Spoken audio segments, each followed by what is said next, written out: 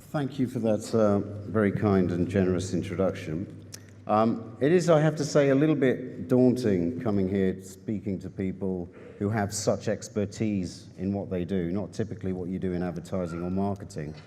And I do have a double whammy, I'm afraid, of a mixture of jet lag and a slight hangover after last night's dinner, which was incredible, by the way.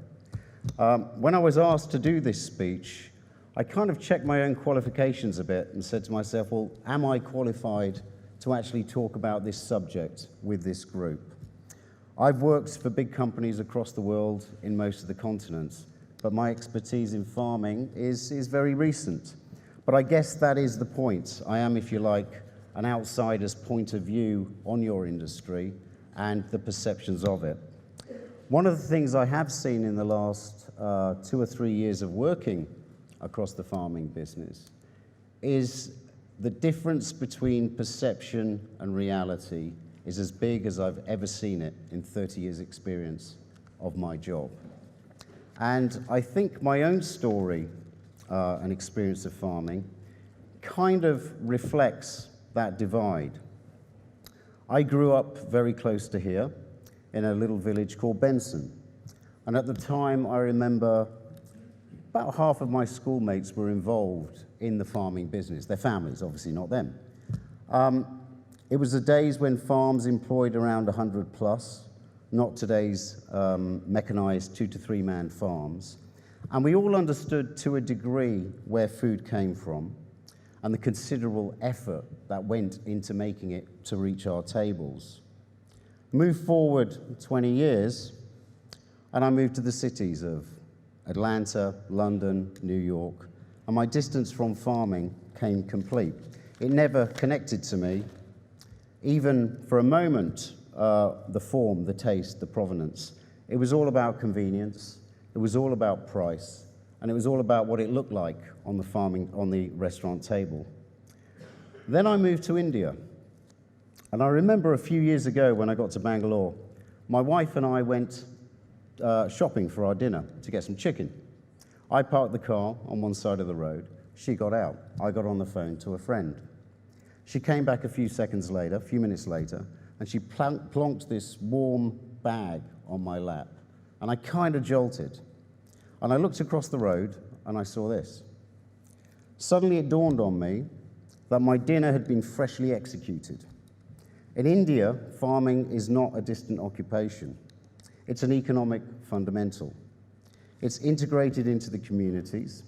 It's an unavoidable part of the economy. A bad monsoon affects crops, which affects food shortages, which affects GDP. This year, there was shock as the price of onions went up by a significant amount, from 40 rupees to 200 rupees a kilogram. That's in a country where the average price is the average salary is around 250 rupees a day. And as you can see, this dominated the news cycle across the country and still does. The point is, the environment has changed. We're all going to have to come to grips with our food, where it comes from, and how to make the most of it. The food debate has always been around, but now it's no longer about lifestyle or choice, it's about survival. So it is time to reassess and get back in touch with the source. But to achieve this, we're going to have to reframe the way people think about farming and food. Farming is very cliched to the majority of people. It's viewed as hard work. It's run by conservative, God-fearing folks who toil against the forces of nature the same way they did, yea, until the Middle Ages. The reality is this perception is far from the truth and only a fraction of the real story. To be a successful food producer today, you have to know economics, arbitrage, science, data, geology, chemistry, mechanics, law, and, oh, of course, a little bit of farming. The fact is, modern farmers has to be a kind of Renaissance person, knowledgeable about art and science, deftly balancing evolving government legislation, economic and scientific updates, technology with thousands of years of passed down wisdom and knowledge. This isn't just farming. This is the edge of thinking of modern day life. But the world just doesn't see it like that. It sees the much-loved farmers market at one end, and at the opposite end, the big industrial farms ripping up our world. We need to reframe this and put forward a more compelling, truthful story. So where do we start? What do we talk about? Well, if you look at some of the world's biggest issues, farming is at the center of them. Feeding 10 billion people by 2050 cannot be done without the science of change that is happening in your industry. Food wastage needs to be solved. Well-being and health is again a core global issue and integral to what the farming community delivers. We want healthier food, we want sustainable crops.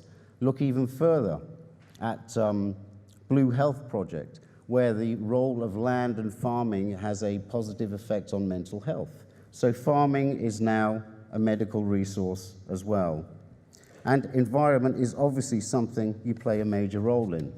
Farmers are custodians and managers of the majority of non-urban, suburban, rural land in the country. Energy with biofuels is a large part of our energy solution now, along with the dominance of biomaterials. In short, all of the world's problems, war, political extremism, education, none of them get solved unless you, the farmers, put food on the table. And the cost of failure is humanity's failure. There's not a lot of room here for error. These are big topics to reframe the image of what farming means to the world and what you contribute to the planet. And it's important that we start to take a new look at what we do. We need to communicate it in a new way. I don't want to get executional here, but there really does need to be a change in approach and perspective. It can't only be about what we want people to believe. There is a dialogue going on already out there. We need to find a credible way of engaging in it if we're ever going to start to lead it. And we may think we're poles apart from the consumer, but I'm not so sure. In fact, I could argue that farming has never had more in common with consumer trends. Both farming and consumers are interested in sustainability, traceability of food, wastage, protein substitution, minimizing processing, and keeping as close to the source as possible. Each of these trends technically makes it important for the consumer to come closer to the source, you, the farmers. If you have an app that tells you the provenance of produce, which do exist, you'll want to know more about the farm, its conditions, the soil makeup, the types of chemical used. There are all value points on the food chain. Soon, if not now, consumers will be able to demand and know the best places to get the ingredients for champagne, for carrots, etc. This puts us bang in the middle of the conversation. Up until now, you've been the producers of the raw materials that have gone on to be processed, and people make money out of the manufacturing. The future, potentially, is that those raw materials become the brand, and that is a great repositioning place for you guys to be in. And when we look at politics, hyper-nationalism, we're now seeing it across the world, and there are many, many negatives to that. But at the same time, it mirrors the resurgence in local, to rediscover artisanal gins, cheeses, breads, beers, meats and cheeses. Sorry, I said that before. Local is not just political phenomenon anymore. It's also a food phenomenon. It's not something we should follow. It's something we should lead. But the reality is we need to broaden our engagement. It won't happen organically. We need to focus on who we're talking to and where they are in relation to us. If I was to be hypercritical of what I've seen, I would say that we tend to talk to the converted, those who already agree with us and are already interested in what we have to say. In branding, you have to look at a lot more than who's interested in you right now. You have to look at ways of engaging people outside of your circle and into the messaging. In simple terms, it's a lot like politics.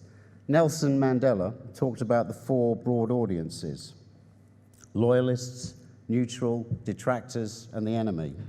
The point being, you don't talk to them all in the same way. Loyalists need to be told what's happening to give them something to say. The neutral, are we engaging with them with the right facts to get them on side? Then there's detractors, people who always say, yes, but, at the end of every sentence. How do you get them into the right place? And then, of course, the enemy.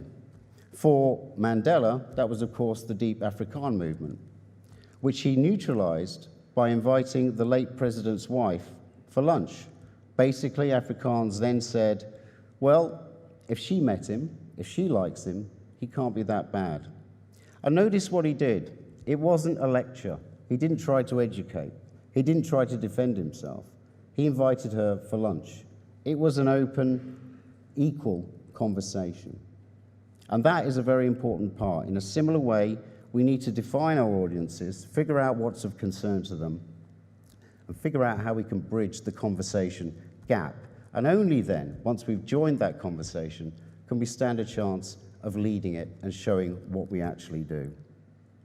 For example, when we take a look at the scientific community, do we even have to talk about food to get on the top table of thought leadership?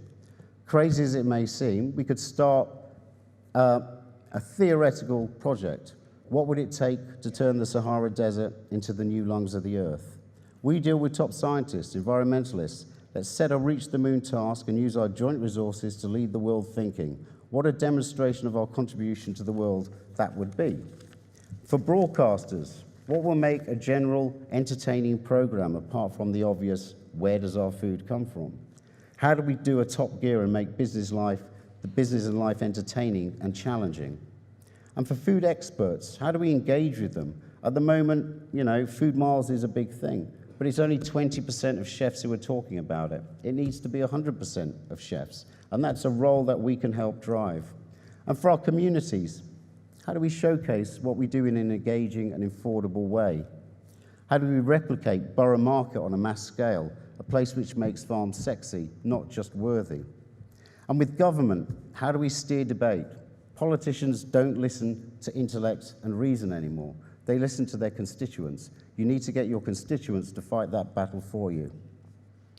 The point is, we need to figure out the points of engagement, how to join the conversations before we can start leading them. And one last thing I've heard a lot about on my travels in farming over the last few years is the farming revolution. Where are we in it and what is it? Is it about technology? Is it about changing trends? I think from what I've seen, we are definitely in one. But the fact is farming, but I'm not sure it's about that. I think farming is no longer about food. It's about energy. It's about biofuels. It's about materials. It's about the environment.